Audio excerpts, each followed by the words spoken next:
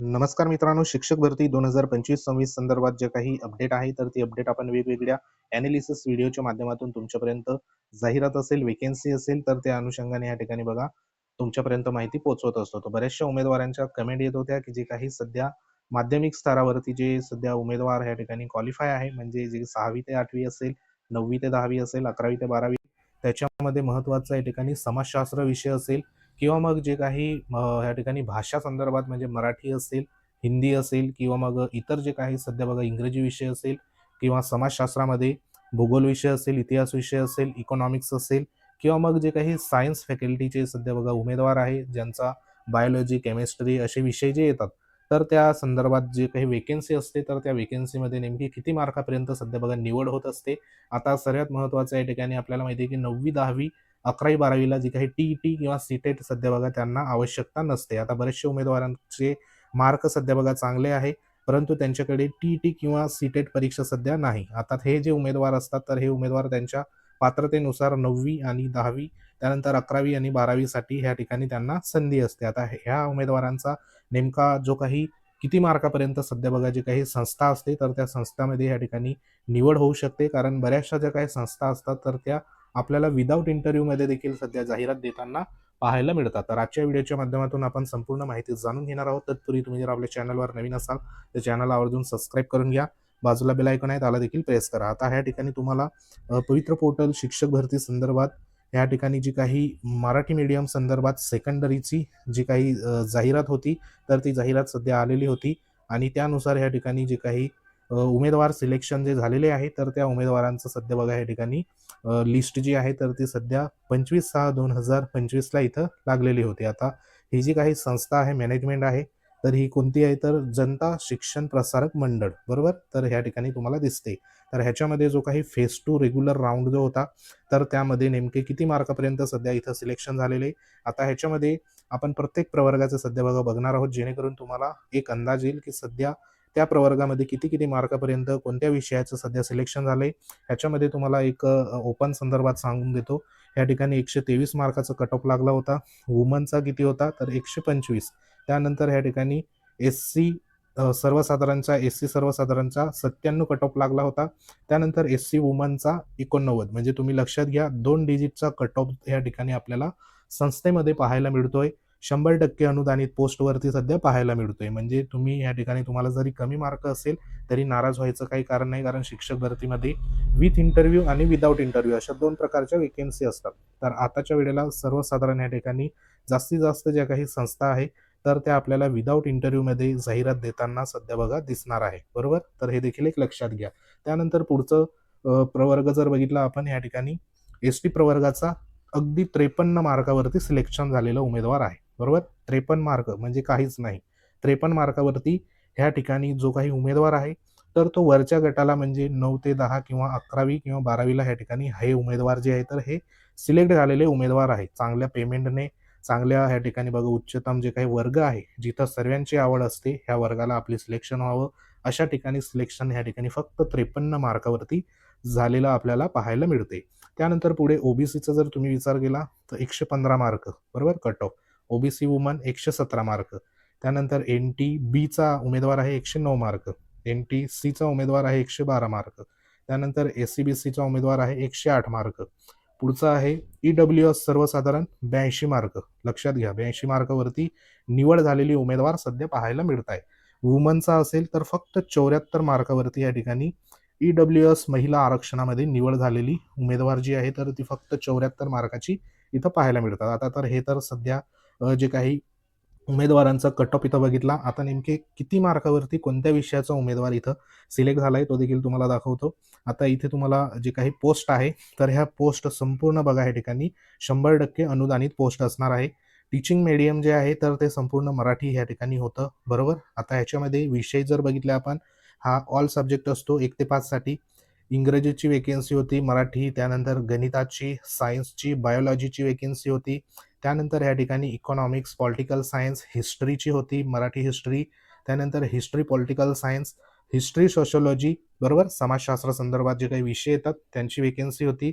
लँग्वेजमध्ये बघा इंग्रजी विषय, मराठी विषय, त्यानंतर ह्या ठिकाणी मराठी इंग्लिश होतं, मॅथमॅटिक्स होतं, सोशिओलॉजी आणि इकॉनॉमिक्स अर्थशास्त्र, बरोबर. हे विषयाची वेकेन्सी या ठिकाणी आलेल्या होत्या. एकूण किती वेकेन्सी होती तर इथं तुम्ही लक्षात घ्या 165 वेकेन्सी एकट्या ह्या ठिकाणी बघा ह्या संस्थेमध्ये सध्या होत्या. अशा मोठमोठ्या ज्या संस्था आहे ज्यांची कॅपॅसिटी 500, 1000 पर्यंत देखील सध्या बघा पाहायला मिळते. तर हे फक्त 165 वेकेन्सी एका संस्थेमध्ये सध्या आलेली होती. आता ह्याच्यामध्ये कोणत्या प्रवर्गाचे किती या ठिकाणी बघा उमेदवार जे सिलेक्ट झाले आणि किती मार्कावरती सिलेक्शन झालं ते देखील तुम्हाला दाखवतो. या ठिकाणी आता हायेस्ट जर आपण विचार केला तर 167 मार्काचा हायेस्ट असलेला उमेदवार होता तो SC प्रवर्गाचा होता, बरोबर. मॅथमॅटिक्स ह्याची निवड ह्या ठिकाणी झालेली होती, हायेस्ट होता. त्यानंतर तुम्हाला अजून जे काही सर्वसाधारण स्कोर असलेले उमेदवार देखील दाखवतो जेणेकरून तुमचं लक्षात येईल. आता इथे जर तुम्ही विचार केला 128 मार्क, बरोबर. इंग्रजी विषयावरती सिलेक्शन झालेलं आहे ओपनमधून 128 मार्क. मग आता तुम्हाला जे काही मार्क आहे त्याच्यानुसार तुम्ही कॅल्क्युलेशन करून घ्या. हे जे काही कट ऑफ आहे ह्याच्यामध्ये तुम्ही 5 ते 10 मार्काचा या ठिकाणी बघा फरक आपल्याला पाहायला मिळणार आहे. त्यानंतर पुढे जर आपण विचार केला 128 मार्काचा विजेचा उमेदवार आहे, गणित विषय घेऊन या ठिकाणी सिलेक्शन झालेलं आहे. पुढे अजून दाखवतो तुम्हाला इथं 9 ते 10चा तुम्ही इथं बघा 9 ते 10 संदर्भात 128 मार्क आहे. सायन्स विषय घेऊन विजेचा उमेदवार सध्या इथं सिलेक्ट झालेला आहे. त्यानंतर पुढे अजून तुम्हाला दाखवतो ह्या ठिकाणी अजून सर्वात कमी मार्क देखील तुम्हाला दाखवतो जेणेकरून लक्षात येईल. म्हणजे एवढे मार्क असून उमेदवार सध्या सिलेक्ट होऊ शकतो का चांगल्या पोस्टसाठी ते देखील तुम्हाला इथं लक्षात येईल. आता इथं तुम्ही बघू शकतात हा 117 मार्काचा उमेदवार आहे, बरोबर. 117 मार्काचा उमेदवार आहे. 45 नंबरच्या प्रेफरन्सवरती 9 ते 10 या वर्गासाठी गणित विषय घेऊन सध्या बघा ओबीसीचा जो उमेदवार आहे तर तो सिलेक्ट झालाय, बरोबर. फक्त किती आहे 117 मार्क. म्हणजे तुम्ही लक्षात घ्या ह्याच्यामध्ये जर तुम्ही आता पुढे 10-15 मार्क जरी वाढवले 2025च्या पदभरतीमध्ये तरी देखील तुमची कुठेतरी सिलेक्शन हे विथ इंटरव्ह्यू किंवा विदाऊट इंटरव्ह्यू मध्ये होऊ शकतं. म्हणून आशा सोडायची नाही, हे लक्षात घ्या. अजून तुम्हाला कमी मार्कमध्ये दाखवतो अगदी 2 डिजिटमध्ये देखील सध्या बघा निवड झालेली आहे. आता या ठिकाणी तुम्ही बघू शकतात SCBCचं तुम्हाला एक उदाहरण दाखवतो. SCBCच्या 110 मार्काचा उमेदवार आहे. 44 नंबरच्या प्रेफरन्सवरती कितीला ह्या ठिकाणी सिलेक्शन झाले या ठिकाणी तुम्ही बघू शकतात हायर सेकंडरी, बरोबर. म्हणजे डायरेक्ट 11वी ते 12वीला सध्या बघा सिलेक्शन 110 मार्कावरती या ठिकाणी आपल्याला SCBC उमेदवार कोणता आहे विषय तर मराठी विषय घेऊन सिलेक्शन झालेलं आपल्याला पाहायला मिळतंय. म्हणजे तुम्ही लक्षात घ्या तुमचं सिलेक्शन जवळपास या ठिकाणी होऊ शकतं, हे देखील लक्षात घ्या. कारण ह्याच्यामध्ये तुम्ही प्लस 10-15 मार्क जरी प्लस केले तरी देखील तुम्हाला कुठं ना कुठं शिक्षक भरतीमध्ये सिलेक्शन होऊ शकतं. अजून तुम्हाला 2 डिजिटमध्ये दाखवतो तुम्हाला. आता या ठिकाणी बघा 2 डिजिटचा उमेदवार तुम्हाला 97 मार्क घेणारा उमेदवार 154 प्रेफरन्स नंबरवरती 11वी-12वीला हे ठिकाणी बघा हिस्ट्री जो विषय आहे, बरोबर. हिस्ट्री मराठी विषय घेऊन EWS प्रवर्गाचा उमेदवार इथं निवड झालेली. म्हणजे जे सामाजिक शास्त्रासंदर्भात विचारणा करत होते ना कमेंटमध्ये सामाजिक शास्त्राचा किती कट ऑफ लागू शकतो तर इथं लक्षात घ्या 97 मार्कावाला उमेदवार EWSचा या ठिकाणी समाजशास्त्र विषयवाले हिस्ट्री विषय मराठी हिस्ट्री विषय 11वी-12वीला इथं सिलेक्शन ह्याचं झालेलं पाहायला मिळते. म्हणजे ह्या ठिकाणी जी काही मेरिट आहे तर ती मेरिट एकदम खालीपर्यंत सध्या बघा जात असते. आता लास्टमध्ये तुम्हाला अजून एकदम कमी मार्कमध्ये कोण सिलेक्ट झालं ते देखील दाखवतो. ह्या ठिकाणी तुम्ही बघू शकतात आता हा एक उमेदवार आहे, बरोबर.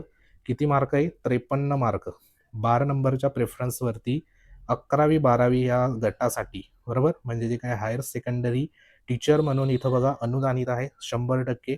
तर तो हिस्ट्री सोशिओलॉजी हा विषय घेऊन या ठिकाणी बघा ST प्रवर्गाचा उमेदवार जो आहे तर तो सिलेक्ट झालेला आहे, बरोबर. म्हणजे ज्यांचं स्वप्न असतं हायेस्ट म्हणजे या ठिकाणी 11वी-12वी वर्गासाठी सिलेक्शन व्हावं अशा ठिकाणी बघा ह्या ठिकाणी फक्त 53 मार्क घेऊन सिलेक्शन इथं झालेलं आहे. म्हणजे तुमची जी काही मेंटॅलिटी आहे का मला एवढे मार्क मिळून सध्या तुमचं सिलेक्शन होणार आहे किंवा नाही तर ते तुम्ही ह्याच्यावरनं लक्षात घ्या. तर तुमचे इथं जरी तुम्ही 10 ते 20 मार्क जरी तुम्ही या ठिकाणी ॲड केले तरी देखील तुमचं कुठं ना कुठं विथ इंटरव्ह्यू किंवा विदाऊट इंटरव्ह्यूमध्ये नंबर तुमचा बघा त्या ठिकाणी असणारच आहे. पण ह्याच्यासाठी तुम्हाला प्रेफरन्स जी काही स्ट्रॅटेजी आहे ती देखील सध्या बघा महत्त्वाची असणार. कारण आता अनलिमिटेड असणार आहे.